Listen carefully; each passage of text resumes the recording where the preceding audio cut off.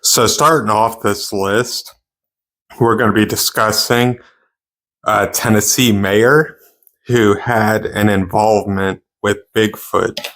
Um, the story goes, the story goes that back on November 6th of 1992, uh, the mayor was thumbing back the hammer on his 50 caliber black powder rifle, and panic washed over him. Is a gentleman by the name of Daryl Denton, and it was just after 8 a.m. on November 6th.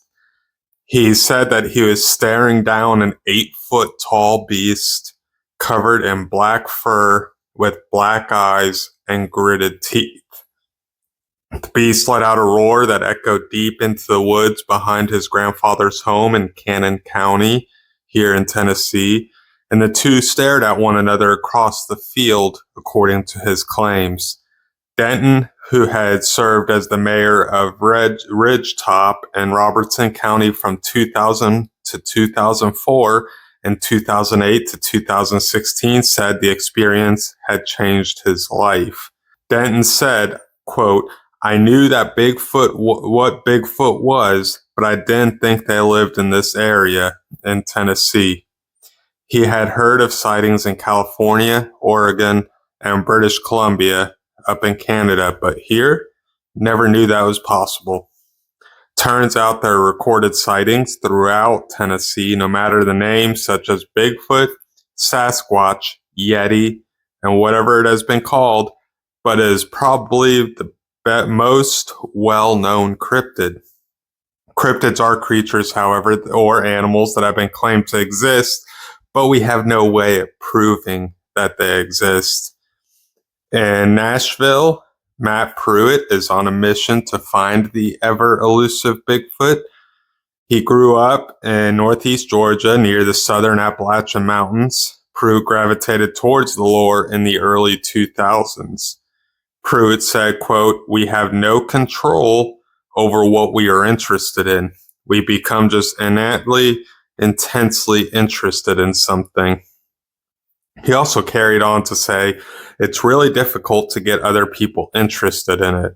Or, you've experienced a flip side where the friends or colleagues are hyper passive about something and they tried to get you interested. With Bigfoot, I do believe that's one of the more popular cryptids or urban legends that are present in today's day and age, with claimed sightings and photos and everything. So if you have ever experienced anything with Bigfoot, feel free to let me know in the comments down below. But with that being said, we're going to be moving on to the next story, which is about Andrew Jackson's haunted Hermitage.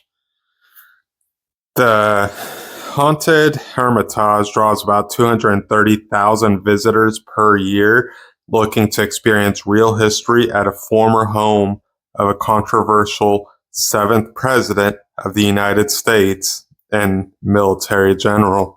Perhaps the most well-known haunted tale connected to Jackson is that of the terrified noises two women are said to have experienced when they spent the night after.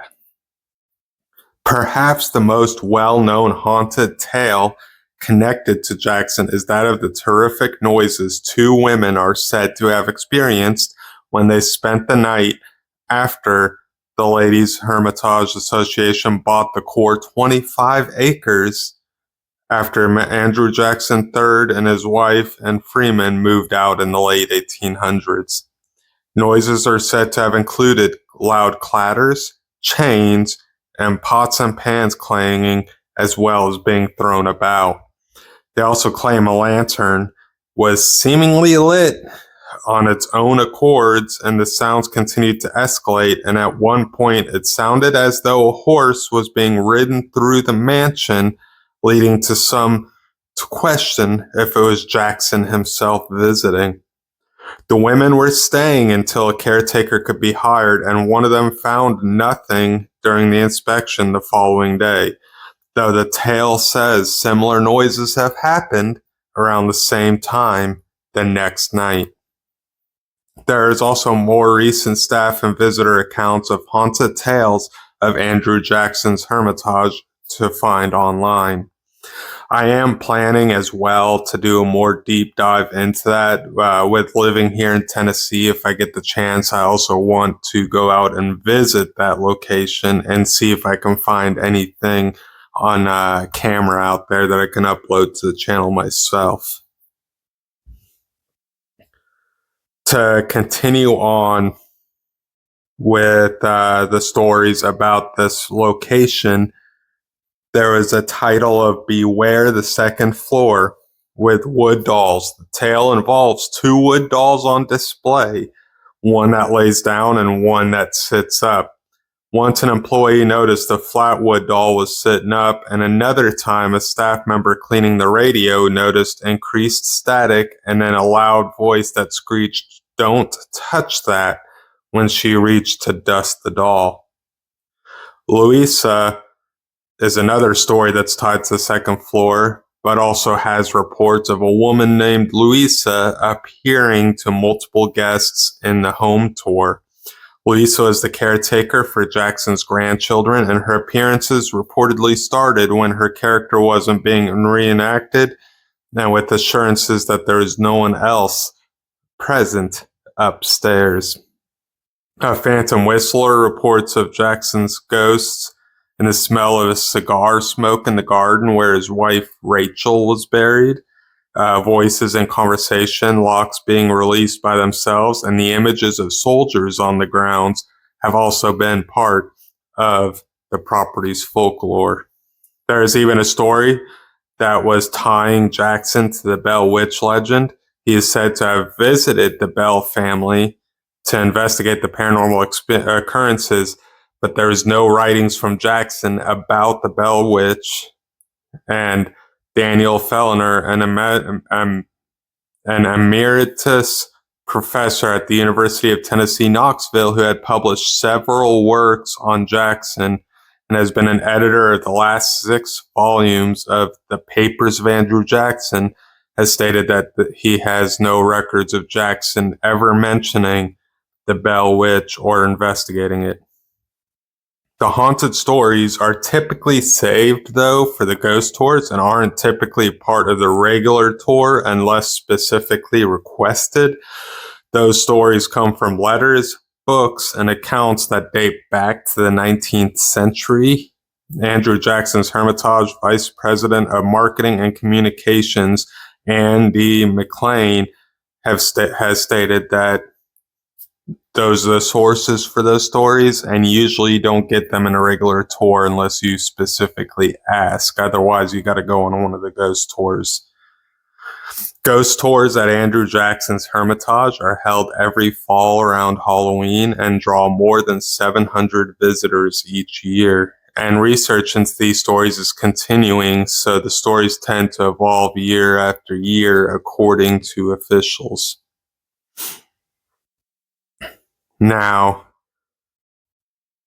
Jackson's Hermitage sounds like an interesting place to have some paranormal activity tied to it. It's a location I would love to go to and check out, but that's most of the information that I found right off the bat with the initial investigation on online stuff.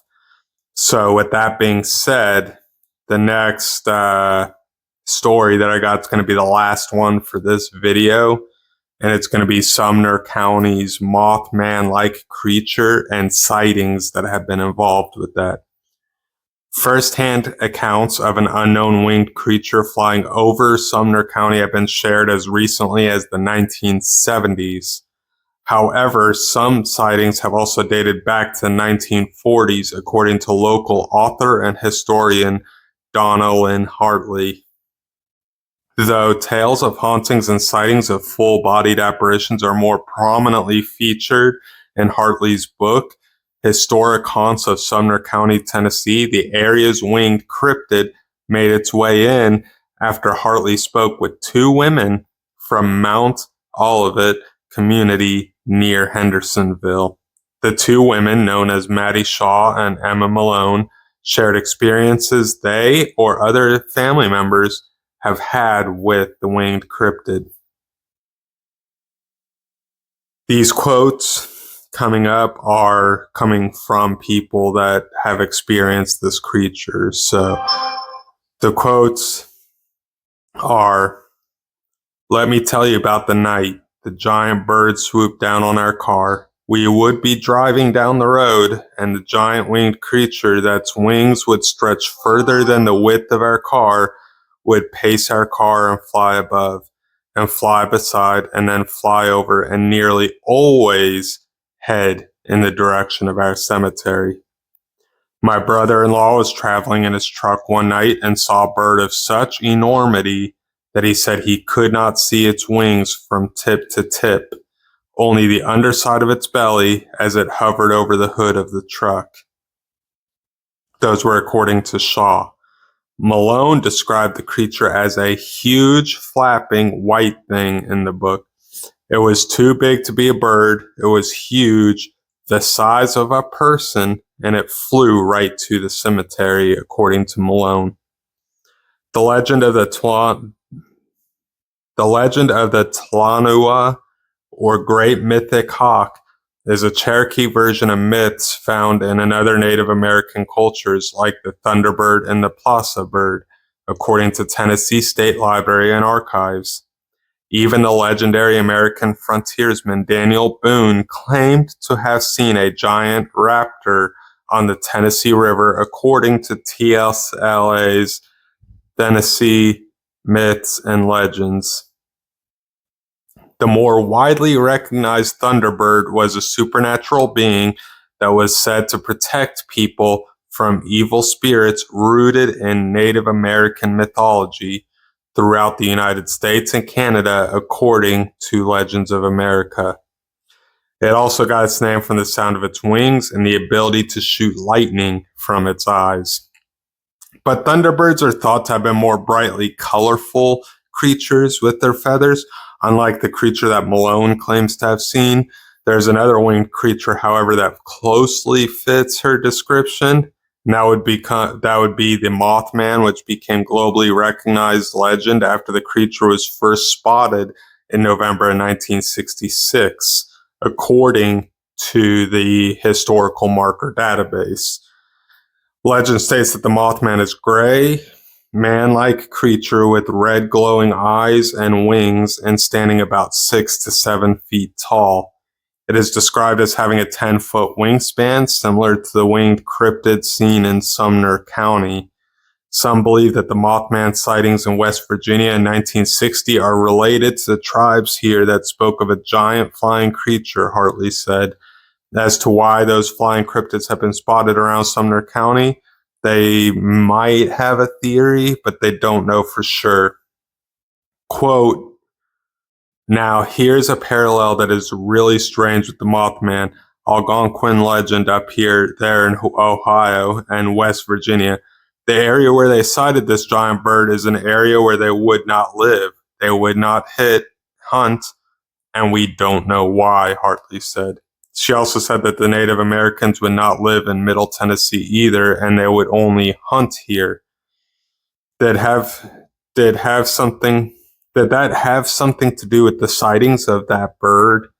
Our cryptid, the Tlanua, and the Mothman both occur in areas where Native Americans refused to live, and they would only hunt, according to Hartley. Though she couldn't find any tales of modern-day sightings of the Sumner County Tlanua, Hartley thinks it could still be in the area. Now, with the wrapping up of that story, that is all I've got for today's video. However, with that being said, if you did enjoy this video, feel free to click that like and that subscribe down below. I'm planning to bring some more of these videos out over time. I've got like 11 more things that I'm looking at recording and uploading for the channel to get things on the moving again. So with that being said, though, if you're new to the channel, feel free to click that subscribe and like, but don't forget to click on that bell to be notified of all future uploads. And then there's also going to be links down below for a Buy Me a Coffee page and for a Patreon page if you'd like to subscribe to either of those to support the channel in that manner. And with that being said, too, I am going to wrap this up with one last little thing. I've officially gotten my first sponsor for this YouTube channel. It's Dubby Energy. They're a powder mix that you can mix in with your water and whatnot to get that energy drink feeling without all the negative side effects of a carbonated drink. So the link for that's going to be in the channel down below as well in the description. And if you would like to give some a shot, that link will get you 10% off. So feel free to check that out as well if it interests you. And with that being said, as always, enjoy life, take it a day at a time, and I'll catch y'all next time.